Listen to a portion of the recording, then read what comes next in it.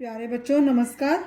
आज हम पुस्तक नई दीपमणिका कक्षा 8 विषय संस्कृत पाठ 11 साहित्य सुधा श्लोक संकलनम हम ये आज पढ़ने जा रहे हैं। बच्चों, ये जो श्लोक होते हैं ये हमारे जीवन में बहुत महत्व रखते हैं। तो आइए पढ़ते हैं। अपूर्वः कोऽपि कोशो अयं विद्यते तव भारती व्ययता वृद्धिम आयाति क्षयम आयाति संचय। भारती, भारती सरस्वती माँ को कहा गया है। भारती, हे देवी सरस्वती, तब तुम्हारा विद्यते, विद्या का, कोशो अयम यह खजाना, कोश होता है खजाना, अयम यह खजाना, कहते कि अपूर्व है, बहुत अनोखा, को अपि जान पड़ता है। दोबारा सुन लो। हे विद्या की देवी सरस्वती, तुम्हारा विद्या रूपी यह खजाना बहुत अनोखा जान पड़ता है।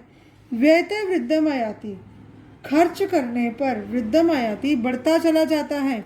क्षयम आति संचयात, कह रहे कि संचयात इकट्ठा करने पर क्षयम आयाति नष्ट हो जाता है। दोबारा सुनो। हे देवी सरस्वती, तुम्हारा विद्या का खजाना बहुत अनोखा जान पड़ता है, क्योंकि यह खर्च करने पर तो बढ़ जाता है और इकट्ठा करने पर यह समाप्त हो जाता है। साहित्य संगीत कला विहीन है, साक्षात पशु पुच्छ विषाणहीन है, तृणम न खादन अपि जीवमान है, तत्भाग देयम परमम पशुना। ध्यान से सुनो।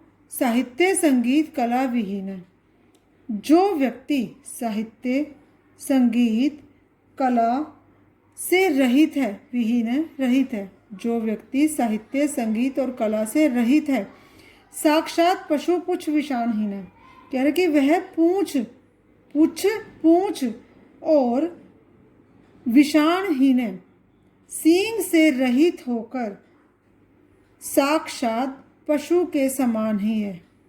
तृणम ना खादन अपि जीवमान है, तिनका ना खाते हुए भी जीवमान है, जीवित तो रहता है। तत्भाग देयम परमम पशुनाम, यह तो पशुओं का ही सौभाग्य है। कहते हैं कि सिर्फ पशु ही इस धरती पर ऐसे हैं जो साहित्य संगीत और कला के बारे में नहीं जानते हैं, उनसे हीन है, क्योंकि वो पढ़ लिख नहीं सकते हैं। तो कहते हैं कि जो मनुष्य भी साहित्य संगीत और कला से रहित है ना, वो इस धरती पर बिना पूंछ और सींग के साक्षात पशु के समान ही है। वो खाता तो भोजन है, लेकिन वो कह रहे हैं कि पशु तिनका खाते हैं, लेकिन वो तिनका ना खाते हुए भी जीवित तो रहता है, लेकिन साक्षात पशु के रूप में ही वो जीवित रहता है।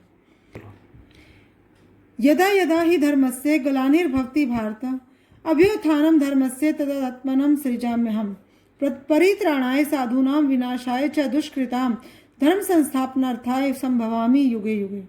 यह जो श्लोक है ना बेटा, ये बच्चा श्लोक हमारे भगवत गीता से लिया गया है, और भगवान श्री कृष्ण जी ने उपदेश दिया था अर्जुन को कि हे अर्जुन, यदा यदा ही धर्मस्य, जब जब, यदा यदा जब जब, धर्मस्य धर्म का, ग्लानिर्भवति अपमान होता है, भारत को कहा गया है अर्जुन, भारत हे अर्जुन, जब जब धर्म का अपमान होता है, अभ्युत्थानम अधर्मस्य, कह रहे उस अधर्म को, अधर्म से उस अधर्म को दूर करने के लिए मैं स्वयं की रचना, तदात्मानम, मैं स्वयं की रचना करता हूँ। सृजाम्यहम् तदात्मनम सृजाम्यहम्, मैं स्वयं की रचना करता हूँ।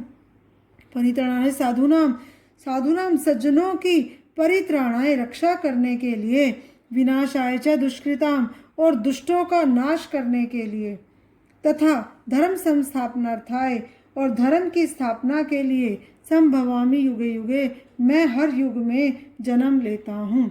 दोबारा सुन लो।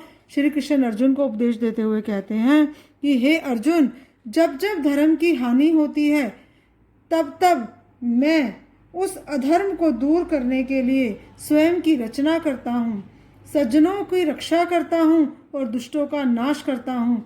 धर्म की स्थापना के लिए मैं हर युग में जन्म लेता हूँ। कर्मण्येवाधिकारस्ते माँ फलेषु कदाचन माँ कर्म फल हेतु भू माँ ते संगो अस्तु कर्मणि। ये भी श्लोक श्री कृष्ण ने अर्जुन को उपदेश देते हुए कहा था कि तुम्हारा अधिकार कर्मण्य एव अधिकारस्ते, ते तुम्हारा अधिकार है, अधिकार कर्मण्य केवल कर्म पर ही है, केवल कर्म करना ही है। माँ फलेषु कदाचन उसके फलों पर नहीं है। माँ कर्म फल हेतुर्भु माँ ते संगो अस्तु कर्मणि। कह रहे कि कभी भी कर्म फल हेतु भू, कर्म के फल का कारण मत बन, माँ भू मत बन, ते संगो अस्तु कर्मणि और अधर्म का संग भी मत कर।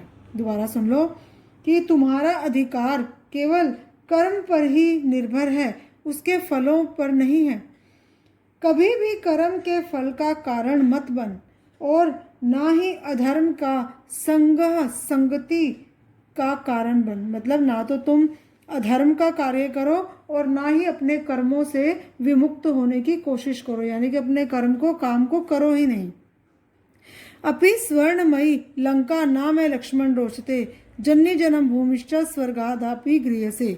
यह श्लोक जो है रामायण के में लिखा हुआ है और रामायण में लक्ष्मण जी ने कहा है, लक्ष्मण से कहते हैं कि लक्ष्मण, हे लक्ष्मण, स्वर्णमयी लंका नाम है, यह सोने की लंका, सोने से बनी हुई लंका भी मुझे अच्छी नहीं लगती। जन्य जन्म भूमिश्च स्वर्गादपि गृह्यसे, जन्य और जन्म भूमि तो स्वर्ग से भी महान होते हैं। दोबारा सुन लो कि यह सोने से बनी हुई लंका भी मुझे अच्छी नहीं लगती है। क्यों अच्छी नहीं लगती है? क्योंकि जन्नी यानी कि जिसने जन्म दिया है वो माँ, जन्म भूमिश्च और जन्म भूमि स्वर्ग से भी बढ़कर होती है। प्यारे बच्चों, धन्यवाद। आपका दिन शुभ हो।